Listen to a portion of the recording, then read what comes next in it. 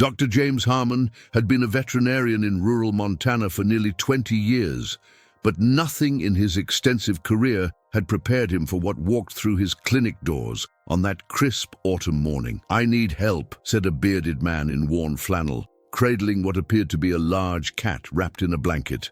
"This is Luna. She's sick." James's breath caught in his throat as the blanket shifted, revealing the distinctive tufted ears and spotted coat of a young bobcat. His first instinct was to back away, but years of professional training kept him rooted to the spot. "Sir, that's a wild animal. I can call wildlife services." "Please," the man interrupted, his voice breaking. "Her name is Luna. I found her when she was just a kitten, nearly dead beside her mother on my property. I've raised her for almost a year now. She hasn't been eating for 3 days." James hesitated. As a veterinarian, he took an oath to care for animals, but treating wildlife without proper permits was technically illegal. He studied the man's weathered face, noting the genuine concern in his eyes. "I'm Morgan Reed," the man continued. "I live alone up in the mountains. I know I should have called wildlife services when I found her, but..." He trailed off, gently stroking the bobcat's head. To James's astonishment, the wild animal nuzzled against Morgan's hand like a domestic cat. "Let me take a look," James finally said, leading them to an examination room. "But I need to be clear. If she's dangerous or needs specialized care, we'll have to contact the proper authorities." As Morgan placed Luna on the examination table, the bobcat seemed unusually calm, though clearly weak. James approached cautiously, his movements slow and deliberate. "She's severely dehydrated," he noted after a preliminary examination. "And there's inflammation in her abdomen. Has she eaten anything unusual?" Morgan shook his head.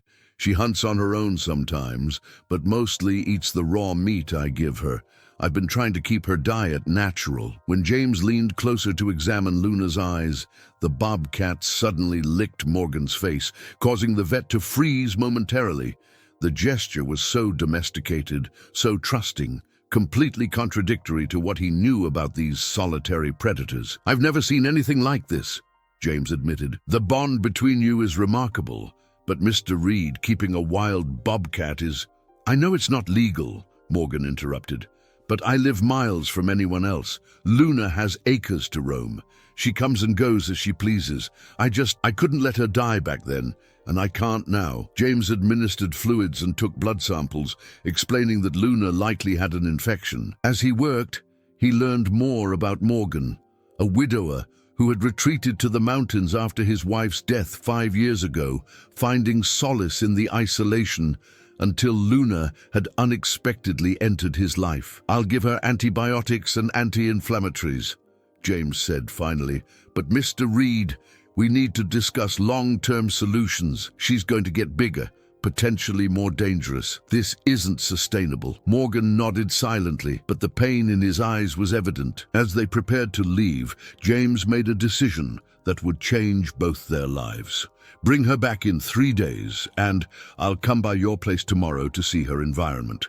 Maybe we can figure something out." As the door closed behind them, James wondered if he was making a terrible mistake, or perhaps the most compassionate choice of his career. The narrow dirt road seemed to wind endlessly into the Montana wilderness. James checked his GPS again, confirming he was still on the right path to Morgan Reed's property. After yesterday's unexpected encounter with a man and his illegally kept bobcat, professional curiosity and concern had compelled him to make this house call. After nearly an hour of driving, the trees parted to reveal a modest cabin nestled against the backdrop of towering pines and rocky slopes. The property was impressively remote, exactly as Morgan had described. Morgan emerged from the cabin as James parked, his expression a mixture of gratitude and apprehension. "You actually came," he said, extending a weathered hand. "I said I would," James replied, shaking it firmly. "How's Luna today?" "Better.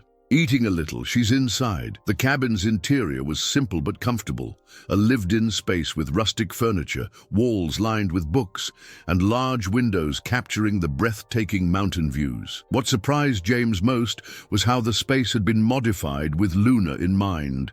Shelves at various heights created pathways around the room, A large enclosure occupied one corner, and the door had a custom-built small exit. Luna was curled up on a blanket near the fireplace. Her head perked up as they entered, eyes immediately focusing on James with intense feline scrutiny. "She remembers you?" Morgan said, kneeling beside her. "It's okay, girl. He's helping you." James watched in amazement as Morgan gently checked Luna's mouth, examining the gums that had been pale yesterday. "She's responding to the medication," James observed, keeping a respectful distance. "Would you like some coffee?" Morgan offered. "I don't get many visitors up here." Over steaming mugs, Morgan revealed more of his story. A former wildlife biologist who had worked with predator conservation programs until personal tragedy had driven him to seek solitude. His wife, Emily, had been battling cancer when a car accident took her life suddenly. "After Emily died, I couldn't bear being around people, their sympathy, their expectations, so I came here," Morgan explained, gazing out the window. "Then, last winter, I found Luna and her mother who'd been hit by a vehicle on the forest road. The mother didn't make it, but this tiny kitten was still alive, nearly frozen. You know, wildlife rehabilitation centers exist for exactly these situations," James said gently. "I do. I worked with them for years," Morgan admitted. "But in that moment, with this helpless creature depending on me, I just couldn't let her go. She gave me purpose again." As they talked, Luna had cautiously approached James, sniffing his boots. When he remained still, she eventually sat near him, maintaining a watchful distance, but showing no aggression. "She has acres to roam," Morgan continued. "I've built a series of sheltered areas across the property. She hunts, disappears for hours sometimes, but always returns. I'm not confining her." James sighed. "It's still not legal, Morgan. And eventually, she'll mature fully. Bobcats aren't meant to live with humans." "I know," Morgan said quietly. "But what options do we have now? A wildlife sanctuary would keep her captive forever because she's too habituated. Would that be better than this?"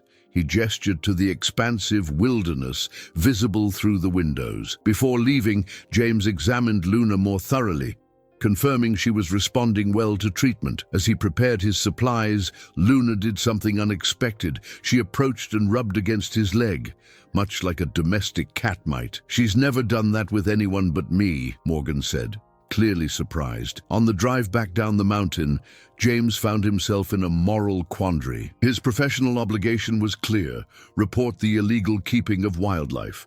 But the situation was far from black and white. Luna seemed healthy apart from her current illness, had freedom to express natural behaviors, and the bond with Morgan was undeniable.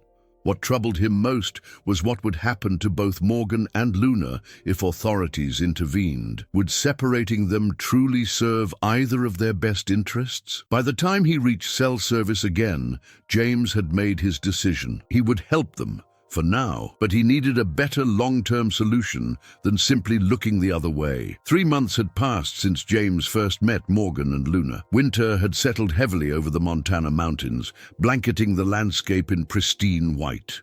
James's truck labored up the now familiar road to Morgan's cabin, packed with supplies and equipment. Their arrangement had evolved in ways James never anticipated. After Luna recovered from her infection, he had expected to gradually distance himself from the situation. Instead, he found himself drawn deeper into their unusual story. Morgan greeted him at the cabin, Luna trotting behind him through the snow. At 14 months old, she was noticeably larger now, her wild nature more evident in her powerful movements. Yet she still displayed that puzzling, domesticated behavior around Morgan, and increasingly, around James as well. "Perfect timing," Morgan called out. "We just got back from checking the North Ridge cameras." The wildlife cameras had been James's idea, a way to document Luna's behavior and movements without human interference. What had started as a professional curiosity had transformed into something more formal, a private research project on bobcat behavior and human interaction. Inside the warm cabin, they reviewed the latest footage. Luna hunting squirrels, marking territory, and interacting with other wildlife. Her behavior showed she was developing normal bobcat skills despite her unusual upbringing. "She's still returning every night?" James asked, unpacking medical supplies for Luna's checkup. Morgan nodded. "Like clockwork. Sometimes she brings me gifts, he chuckled, referring to the occasional dead rabbit left on his doorstep. As James examined Luna, who now tolerated his touch with remarkable patience, he reflected on the changes in Morgan as well. The reclusive man had gradually opened up, his passion for wildlife research rekindled through their collaboration. "I've been thinking," James said carefully, completing his examination. "This research we're doing, it has value. Scientific value." Morgan raised an eyebrow. "What are you suggesting?" "A colleague of mine works with the university's wildlife ecology department. I've spoken with her, hypothetically, about our observations. She's intrigued by the possibility of studying a case like Luna's." Morgan tensed visibly. "You want to reveal Luna to others?" "Not exactly," James clarified. "What I'm proposing is that we formalize what we're already doing, document everything properly. Your background in wildlife biology makes you uniquely qualified. We could apply for a special research permit." "They'd never approve it," Morgan said flatly. "They might with the right approach. We present it as an opportunity to study a unique case of human-wildlife interaction, valuable data that could inform future rehabilitation practices. We emphasize that Luna has access to her natural habitat, is developing normal behaviors, and the unusual circumstances that led to this situation." Morgan was silent for a long moment, absently stroking Luna's fur. "And if they say no?